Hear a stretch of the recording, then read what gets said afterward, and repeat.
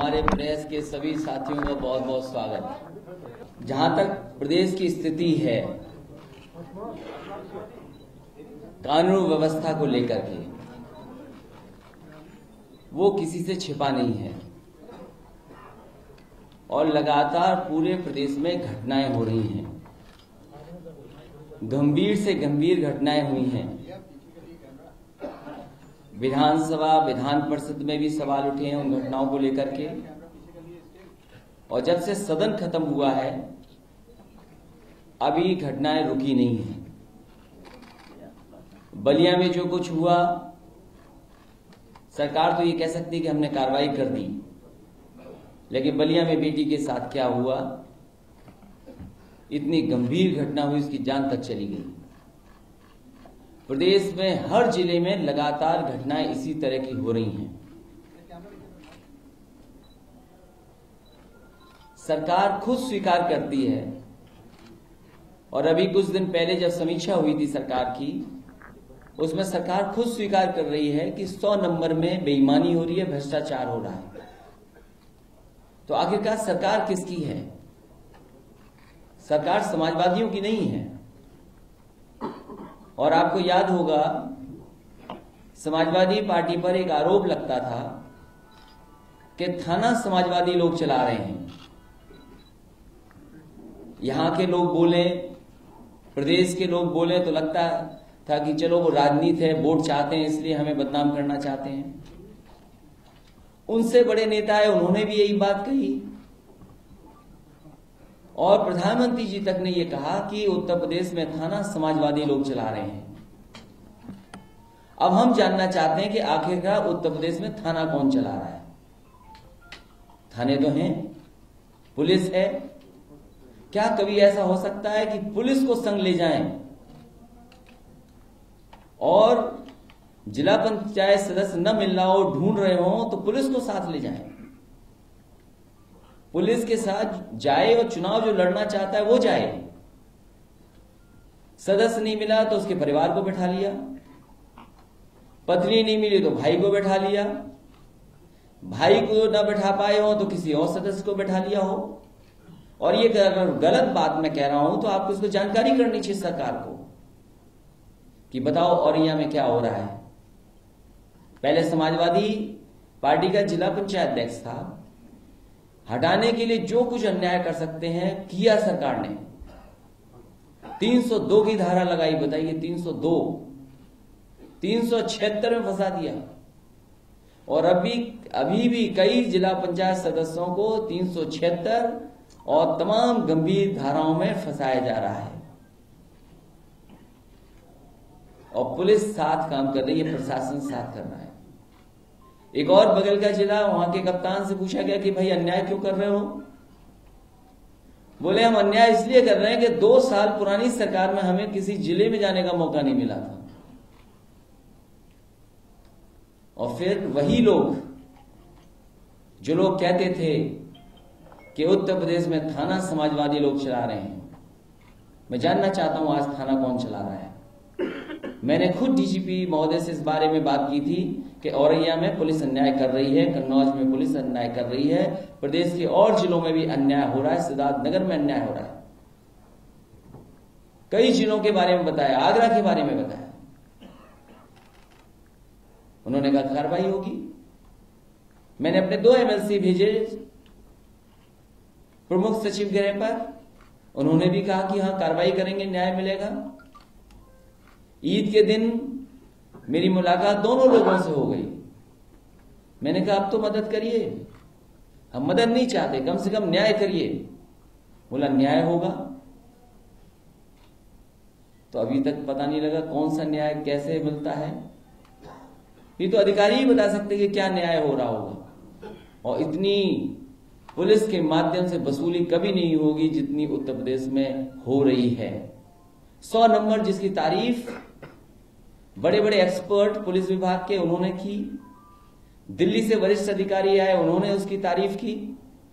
हालांकि मैं देश में नहीं था, मुझे जानकारी मिली अखबारों के माध्यम से कि प्रदेश के मुख्य सचिव ने भी तारीफ की, जहां पर देश के और लोग थे कि 100 नंबर सबसे बेहतरीन व्यवस्था दी है उत्तर प्रदेश को।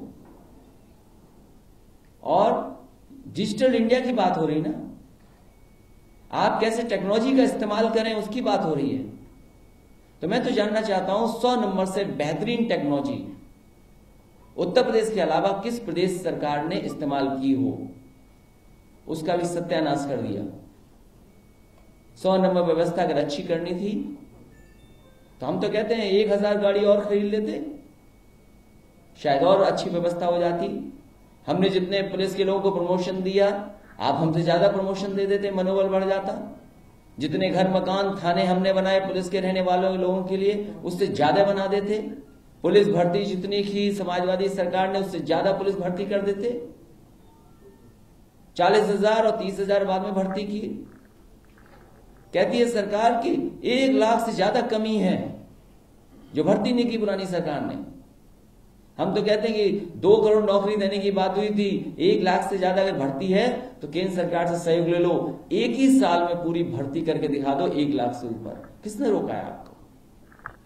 तो पुलिस का मनोबल बढ़ाना हो, पुलिसिंग को बेहतर करना हो, या टेक्नोलॉजी का इस्तेमाल करना हो, उनको सुविधाएं देनी हो, शायद समाजवादी सरकार से बेहतर किसी ने नहीं दी होगी। और आज 100 नंबर वाली व्यवस्था का क्या हो गया और थाना कौन चला रहा है, ये सबसे बड़ा सवाल खड़ा है।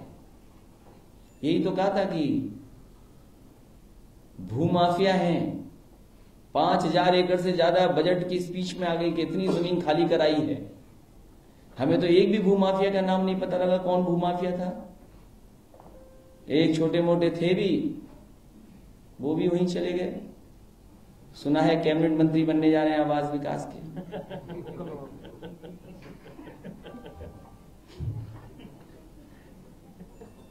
अगर आप चाहें तो मैं उन सदस्यों से भी मिला सकता हूं जिन पर 376 और तमाम गंभीर धाराएं लगाई गई हैं। आप चाहें तो वो सदस्य नई उम्र के लड़के हैं, सर नई उम्र के अध्यक्ष है। जो नया अध्यक्ष पहले अध्यक्ष था वो भी नई उम्र का था, युवजन सभा का अध्यक्ष था। लेकिन पुलिस ने वो अन्याय किया, वो घर पे नहीं सो पाया 4 महीने से। ये कौन सा मर्यादा वाला राम राज्य है? 4 महीने वो घर नहीं सो पाया। अगर ये गलत बात है तो पुलिस बताएगी 4 महीने वहां क्या कर रही थी। चोर डकैत लुटेरों को नहीं पकड़ रही थी, सदस्यों को ढूंढ रही लोग।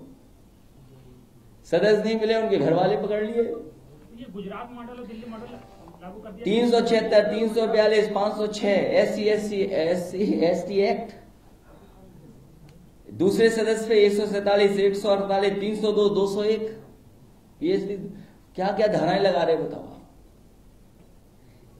SC/ST एक्ट और इन पे भी 376। अगर हमारे मुंह से कोई बात फिसल जाए अगर 376 को लेकर के, तो आप जानते हो कि क्या होगा। 302 और 376 जिला पंचायत सदस्य पे लगाई जा रही, इसलिए कि केवल अपना जिला पंचायत अध्यक्ष उनका बन जाए। सिद्धार्थनगर का एक ब्लॉक प्रमुख, केवल ब्लॉक प्रमुख हटाने के लिए पूरे जिले की फोर्स लगी हुई है, घूम रही है, कहां मिल जाएंगे बीडीसी। कमाल है, बीडीसी तो सबसे पहला चुनाव होता है, सबसे छोटी यूनिट है। कोई प्रसाद दे देते, जैसा प्रसाद एमएलसीओ को दे रहे हो यहां पर, सब चले जाते हैं आपके साथ। अरे प्रसाद में कंजूसी क्यों बीडीसी के लिए, जिला पंचायत सदस्यों के लिए क्यों कंजूसी प्रसाद की?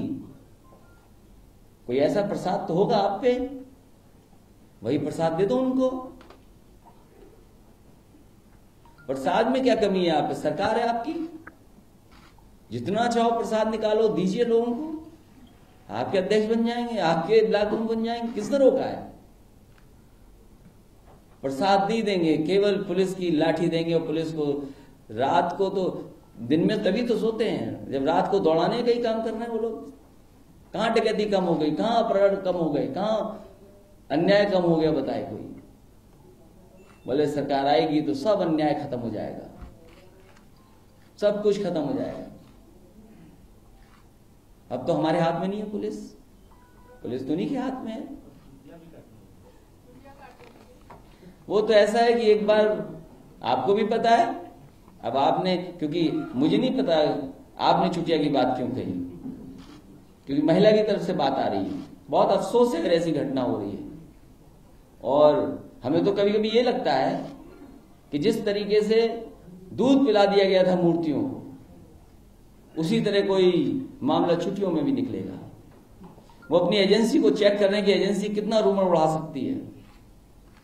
हम तो भुक्तभोगी हैं। विधानसभा में कहा कि पता नहीं कौन सा डायनामाइट है, और बाद में क्या निकला? वो जो पॉलिश को चमकाने वाला जो होता है, अब बुरादा होगा तो ये सरकार बता पाएगी, लेकिन हमें तो ये पता लगा है कि चमकाने वाला कुछ मामला था कि जब पॉलिश हो जाती है उस पर, लकड़ी पर, बाद में वो चमकाने के लिए काम आता है। सवाल वो नहीं था चमकाने का या वो उसका, सवाल ये था कि पूर्व विधायकों के सब कैंसिल हो जाए पास। ये पूर्व विधायक बहुत घूम रहे विधानसभा में और सचिवालय में, पत्रकार साथी बहुत आ रहे हैं वहां पर, खाना वाना खा जा रहे हैं, इसलिए उन्होंने ये सच है, ये गलत नहीं है। इसलिए मैं कह रहा हूं कि बताओ, कुछ भी सीमा है। नए उम्र के लड़के, मैंने इसलिए कहा प्रेस, मैं भी नहीं करता प्रेस, क्योंकि सरकार बदलती तो चीजें बदलती हैं। हमने तो नहीं किसी के साथ अन्याय किया। इसलिए मैं कह रहा हूं कि 4 महीने से लगातार अन्याय हो रहा है, सो नहीं पा रहे बेचारे, और गंभीर धाराएं उनके परिवार के लोगों को। अब होम सेक्रेटरी और डीजीपी तो नहीं बचा सकते हैं, शायद प्रेस बचा लेगी उन्हें। हमें उम्मीद है कि ये प्रेस हमारा सहयोग करेगी, और जो जिला पंचायत सदस्य हैं उनके ऊपर अन्याय हो रहा है उससे बचाएंगे, और जिनके परिवार के लोगों को बैठा दिया गया उनको बैठाएंगे। और इन तमाम चीजों को मैं अपनी पार्टी की तरफ से एक बार फिर गवर्नर साहब को भिजवाऊंगा, आयोग को भी भिजवाऊंगा। सरकार की जानकारी के लिए आपके माध्यम से बात मैंने कही।